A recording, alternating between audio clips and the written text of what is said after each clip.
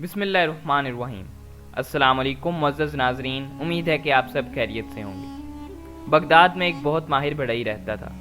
उम्र के आखिरी हिस्से में इसने एक बहुत दिलकश और खूबसूरत मिंबर बनाया जो कि हसीन अखरोट की लकड़ी से तैयार किया गया।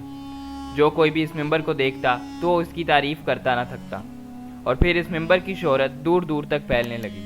इस मिंबर की शोहरत इतनी फैली कि बगदाद आने वाला कोई भी अमीर शख्स मिंबर की कीमत लगाता और कहता कि ये मुझे फ़रोख्त कर दो, मैं इसे किसी मस्जिद में नस्ब करवाना चाहता हूँ। मगर बढ़ई का सिर्फ एक ही जवाब होता कि नहीं जनाब, ये मिंबर तो सिर्फ मस्जिद अक्सा में ही सजेगा। उसकी ये बात सुनकर लोग ताज्जुब में पड़ जाते कि मस्जिद अक्सा तो ईसाइयों के कब्ज़े में है, तो फिर ये दिलकश मिंबर वहाँ कैसे सजेगा। बढ़ई सब लोगों की बात सुनता रहता और सिर्फ एक ही बात कहता, मेरा सिर्फ इतना ही काम था, मैं एक फ़नकार हूँ और मिंबर बनाता हूँ। कभी कोई बहादुर जंगजू उठेगा, बैतुल मुक़द्दस फतह करेगा और ये मिंबर वही मस्जिद अक्सा में नस्ब करेगा। वक्त यूं ही गुजरता रहा और इस मिंबर की कहानी हर बच्चे की ज़ुबान पर आ चुकी थी। इसी तरह करते करते ये कहानी एक 7-8 साल के बच्चे तक भी पहुंच गई। मगर वो बच्चा मिंबर की खूबसूरती से ज़्यादा उसके बनाने वाले के जज्बे से मुतासिर हुआ। उस बच्चे के जहन में ख्याल आया कि क्यों ना मैं ही वो बहादुर शख्स बनूं जो बैतुल मुक़द्दस को ईसाइयों के कब्ज़े से आज़ाद करवाएगा। बस इस बच्चे ने जंगी सलाहियतों पर तवज्जो देना शुरू की। इस बच्चे ने दिन रात एक कर दिया और खूब मेहनत की। देखते ही देखते ये बच्चा एक अजीम जंगजू बनकर उभरा।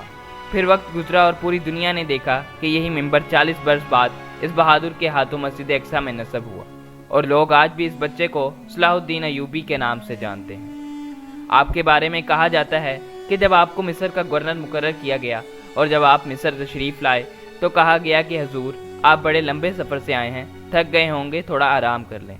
तो इस पे सलाहुद्दीन अय्यूबी ने कहा कि मेरे सर पर जो दस्तार रख दी गई है मैं उसके अहल न था।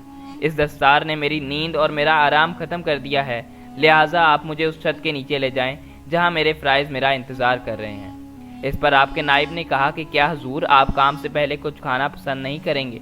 तो सलाहुद्दीन अय्यूबी इनको देख कर मुस्कुरा उठे, मगर ये मुस्कुराहट अगले ही लम्हे गायब हो गई। सलाहुद्दीन अय्यूबी आगे बढ़े तो वहाँ 4 नौजवान लड़कियाँ फूलों की पत्तियाँ लेकर खड़ी थीं। उन्होंने सलाहुद्दीन अय्यूबी के कदमों में फूलों की पत्तियाँ बखेरना शुरू कर दीं और साथ ही डफ और शनाइयाँ बजने लगीं। जब सलाहुद्दीन अय्यूबी ने रास्ते में पड़े फूलों की पत्तियों को देखा तो अपने कदम रोक लिए और कहने लगे कि मैं यहाँ फूलों की पत्तियों को पैरों तले कुचलने नहीं आया। तो अगर कुछ मेरी राह में बिछाना चाहते हो तो वो सिर्फ एक चीज़ है जिससे मेरे दिल को सुकून मिलता है, और वो है सलेबियों की लाशें। इसके बाद सुल्तान ने सबकी तरफ दबदबे से देखा और कहा कि जानते हो कि सलेबी सल्तनत इस्लामी सल्तनत को चूहों की तरह खा रही है, और जानते हो कि ऐसा क्यों है? क्योंकि हमने फूलों की पत्तियों पर चलना शुरू कर दिया है।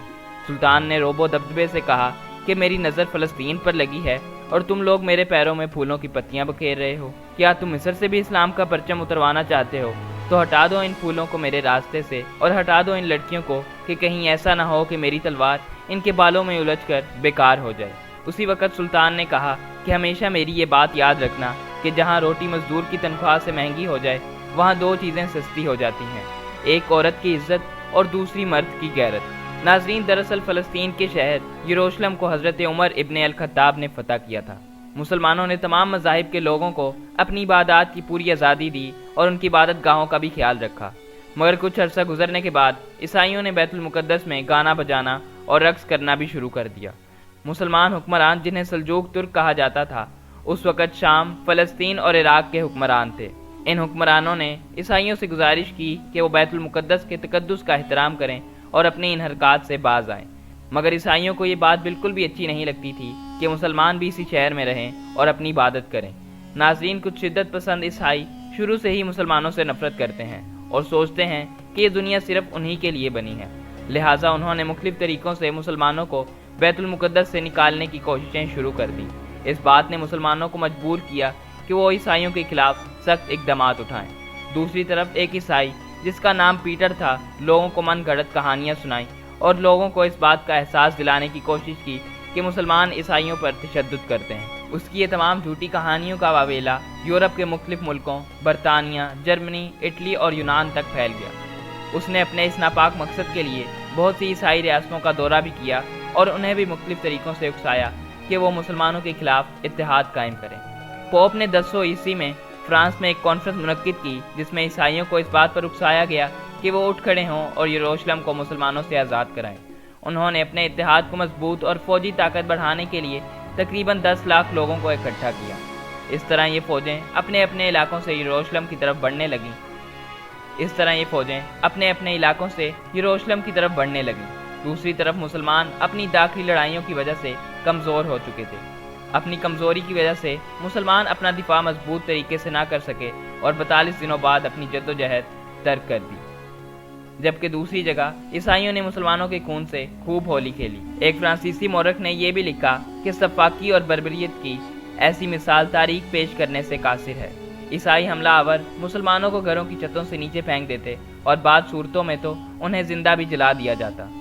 ईसाइयों का सलूक उस सलूक के बिल्कुल बरक्स था जो मुसलमानों ने बैतुल मुकद्दस की फतह के वक्त ईसाइयों के साथ किया था।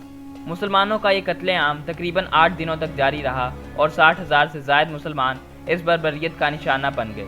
मस्जिद अक्सा मुसलमानों के खून और जिस्मानी अज़ा से भरी पड़ी थी। ईसाइयों ने शहर फतह करने के बाद ये खबर पोप तक पहुंचाई।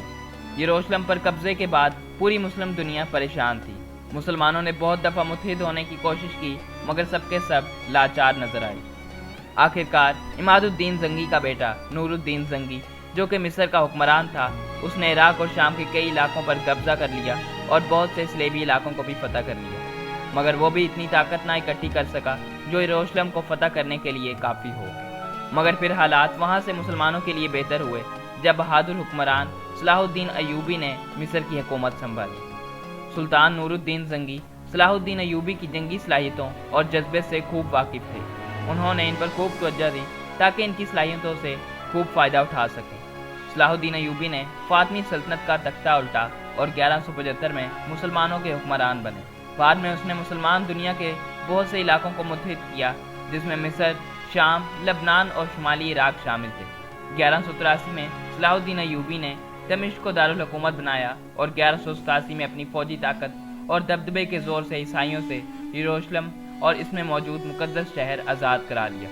सुल्तान ने फतह के बाद कैदियों से मुनसिफाना और रहम दिलाना सलूक किया। उसने हर किस्म की नाइंसाफ़ी से लोगों को बाज करवाया, ईसाइयों से अच्छा सलूक किया और कैदियों को भी माफ़ कर दिया। सुल्तान ने ईसाइयों और दूसरे तमाम मज़ाहिब के लोगों को अपनी इबादत गाहों में जाने का पूरा हक दिया और उन्हें आज़ाद रहने का पूरा हक दिया। बैतुल मुकद्दस के तकद्दुस को बरकरार रखते हुए उसने शहर में कत्लेआम बंद किया और एक अमन पसंद इंसान बनकर अपने रवैये से मगरिब के लोगों के दिल जीत लिए। अपनी हार के बाद बरतानिया, फ्रांस और जर्मनी ने एक बहुत बड़ी फौज इकट्ठी की और 1190 में यरूशलेम पर हमला कर दिया। सुल्तान को जब कहीं से मदद ना मिली तो वो अपनी इज्जत व वकार का पास रखते हुए तनहा इस जंग में कूद पड़े। इंग्लिस्तान का बादशाह रिचर्ड भी सुल्तान के मर्दे मुकाबिल था। जब सुल्तान और रिचर्ड का आपस में आमना सामना हुआ तो सलाहुद्दीन अयूबी ने अपने एक वार से रिचर्ड को उसके घोड़े से नीचे गिरा दिया। रिचर्ड बेबसी की हालत में खड़ा सुल्तान को देख रहा था। सुल्तान चाहता तो एक ही वार से रिचर्ड को जहन्नुम वासिल कर सकता था, मगर सुल्तान की इज्जत और गैरत ने उसे एक बेबस शख्स पर तलवार उठाना मुनासिब न समझा। सुल्तान ने रिचर्ड को मौका दिया और अपने सिपाहियों से कहा कि इसके लिए घोड़ा लाया जाए ताकि ये घोड़े पर बैठकर मेरा मुकाबला कर सके। सुल्तान की बहादुरी और रहम दिली से रिचर्ड इतना मुतासिर हुआ और उसने जंग लड़ने से इनकार कर दिया। उन्होंने सुल्तान से एक मुआहिदा किया जिसकी रूह से दोनों मुल्कों के बाशिंदे अपनी अपनी इबादत गाहों में आज़ादाना ज़ियारत कर सकते और ठहर कर कुछ वक्त भी गुजार सकते थे। ये थे हमारे फातेह और इस्लाम के अलम बरदार जिन्होंने यरूशलेम को फतह किया। अल्लाह ताला सुल्तान सलाहुद्दीन अयूबी पर अपनी रहमत करे और आलम इस्लाम को इस तरह के बहादुर जंगजुओं और हुक्मरानों से नवाजे। ऐसे बहादुर जो फ़लस्तीन, कश्मीर, बर्मा और जहाँ जहाँ मुसलमानों पर जुल्म हो रहे हैं उनको अपनी जंगी सलाहियत से रोके और आज़ाद करवा कर वहाँ इस्लाम का परचम बुलंद करें। आमीन सुम आमीन। इस उम्मीद से कि आपको वीडियो पसंद आई होगी। अगर आपको वीडियो पसंद आई है तो इस वीडियो को लाइक कर दें और चैनल को सब्सक्राइब नहीं किया तो सब्सक्राइब कर दें। अपना ख्याल रखिएगा। अल्लाह हाफिज़।